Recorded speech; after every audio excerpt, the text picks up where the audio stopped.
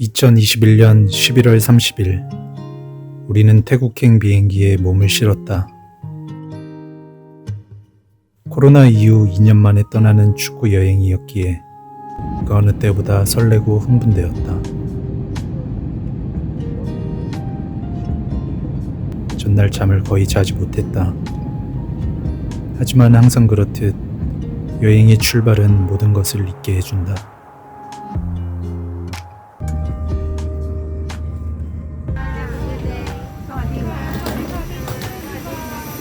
비행기에 내리자마자 습한 열기와 코끝에 들어오는 이곳 특유의 향기를 맡으며 태국에 도착했음을 실감했다.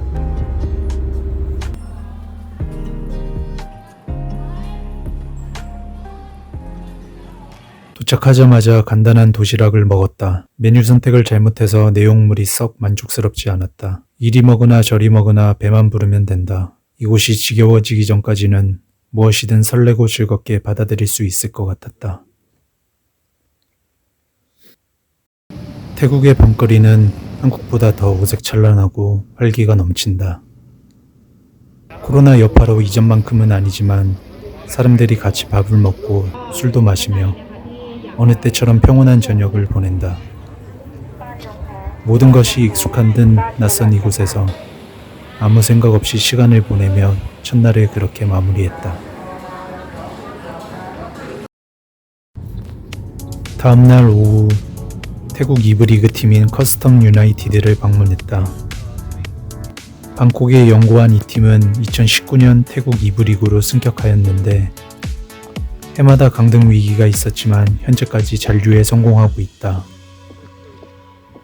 한국 출신 선수인 유병수 그리고 최우주 선수가 모두 이곳에서 좋은 활약을 보여주었다. 경기장은 관중석이 약 2,000여석으로 아담했고 잔디를 나름 잘 관리하기 위해 신경 쓰는 것 같았다. 사무실도 아기자기하다. 컨테이너 박스 같은 작은 공간에서 구단의 모든 업무가 이루어지는 듯 했다. 이곳의 단점은 경기장 주변이 외곽이라 대중교통으로 오기가 상당히 어렵다. 그리고 이곳에 오면 한 가지 주의할 것이 있는데 개들이 많이 화가 나 있으니 조심해야 된다.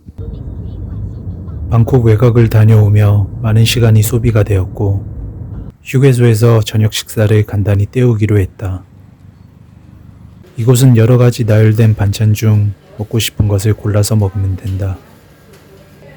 계란 장조림, 오뎅볶음, 계란 후라이. 그 외에는 정체를 알 수 없는 것들이었다. 모험을 하기보다 익숙한 맛을 선택하기로 했다. 이번에는 조금 더 멀리 가보기로 한다.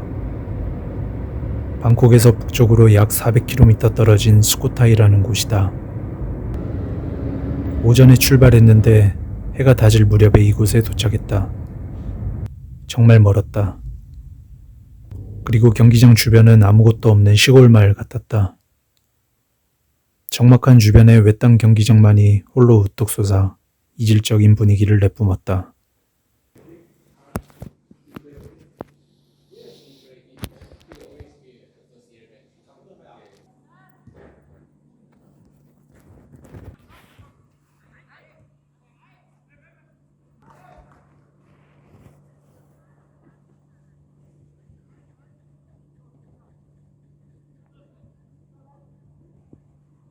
일부 리그에 오래 있었던 팀이라 그런지 잔디 상태나 관중석 좌석 등이 잘 관리가 되어 있었지만 이곳 역시 접근성이 좋지 않았고 경기장 내부 시설이 생각보다 많이 낙후가 되어 있었다.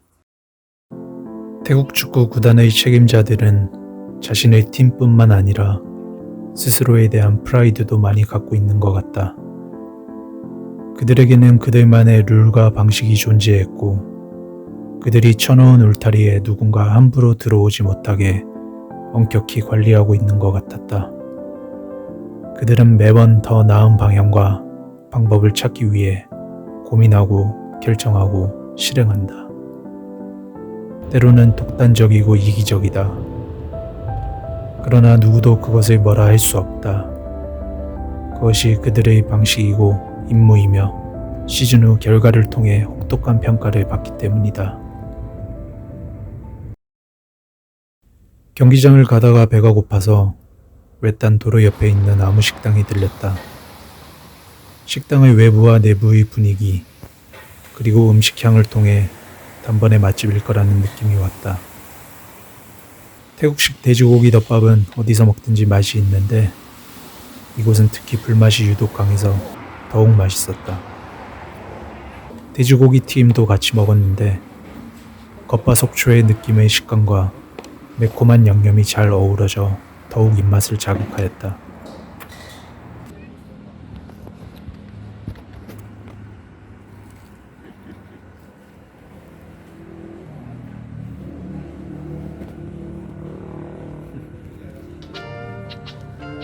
든든하게 밥을 먹고 다시 출발했다.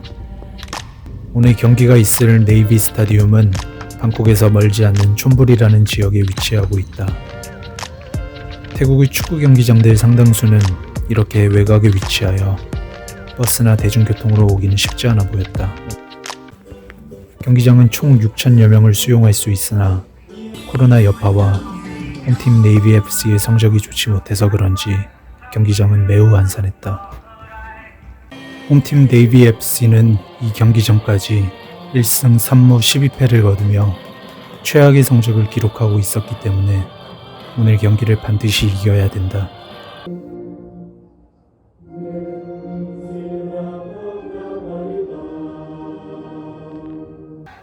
네이비 FC는 독특하게 일본인 선수만 3명이 소속되어 뛰고 있었다. 특히 사카이라는 선수는 일본 대표팀에 선발된 적이 있을 정도로 좋은 커리어를 갖춘 선수이다. 네이비 FC는 홈팀의 이점을 이용해서 경기 시작부터 상대를 몰아붙였고 이른 시간 선제골도 성공시키며 2승을 향한 좋은 분위기를 이어갔다.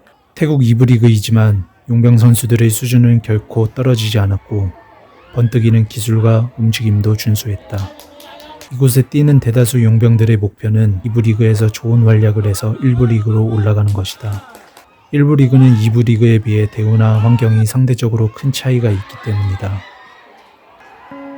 1대 0으로 앞서가던 네이비는 이후 2골을 허용하며 역전패를 당했다. 엉켜있던 실타래가 계속 엉키면 어느 순간에는 그 매듭을 풀기 어렵고 또 이것을 풀려면 오랜 시간이 필요하다. 네이비 FC의 상황이 딱 그러해 보여 안타까웠다. 이번엔 방콕에서 위로 80km 떨어진 아유타야라는 곳에 가고 있다. 태국 2부 리그 경기인 아유타야와 라농 FC의 리그 경기를 볼 것이다. 이곳 경기장은 지금껏 봤던 태국의 다른 경기장과 달리 경기장이 지역 중심부에 위치하고 있었다. 축구 경기장이지만 공원 같은 느낌도 있어서 꼭 스포츠 관람이 아니더라도 산책하거나 휴식을 하러 오는 사람들도 있었다. 경기장은 여타 다른 태국 2부 리그 구단과 같이 사이즈가 작은 아담한 경기장이었다. 어제 갔던 네이비 FC 구단보다는 관중이 많긴 했지만 300명도 채 되지 않아 보였다. 두 팀 모두 중하위권에 있는 구단들이다 보니 좋은 경기력을 기대하지 않았는데 실제로 경기도 그리 재미있지 않았다. 다만 원정팀 라농 FC에는 한국 축구 선수 영기성이 뛰고 있었기 때문에 그를 응원하는 마음으로 경기를 봤다. 지금 저기 서 있는 분은 홈팀 아유타야 FC의 구단주라고 한다. 경기 내내 저렇게 자리에 앉지 않고 서서 경기를 관람했다. 경기가 잘 안 풀리면 누군가에게 지시를 하기도 하고 혼자 아쉬움을 삼키기도 하는 등 그의 모습을 보며 자신의 팀에 대한 애정이 크다는 것을 느낄 수 있었다. 아유타야 FC는 선제골을 성공시켰고 후반 막판까지 수차례 위기를 맞았지만 잘 버티며 소중한 승점 3점을 가져갔다. 모든 일정을 마치고 다시 방콕으로 돌아갔다. 출출함을 달래기 위해 지나가다가 간판이 눈에 띄어 이곳에서 저녁을 먹기로 했다.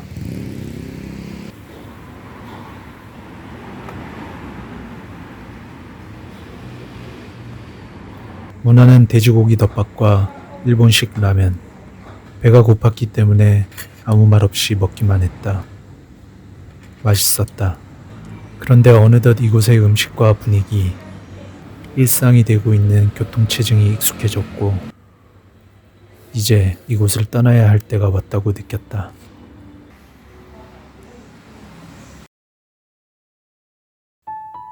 하지만 이후 태국에서 20여일을 더 머물렀다. 가급적 빨리 이곳을 떠나고 싶었지만 다음 여행지로 가기 위한 기다림이 필요한 상황이었다. 어떤 일이든 내 마음대로 쉽게 되는 것은 없다. 축구선수나 감독도 마찬가지다. 경기장이 들어서기 전까지 자신만의 그럴듯한 시나리오와 전략이 있지만 예상치 못한 변수가 항상 발생하는 법이다. 그렇게 넘어지고 부딪히며 전략을 수정한다. 그 다음 다시 시도하고 그 과정에서 배우고 성장한다. 언젠가 이곳에 다시 왔을 때 그때 나도 우리도 더욱 성장해 있길 바란다.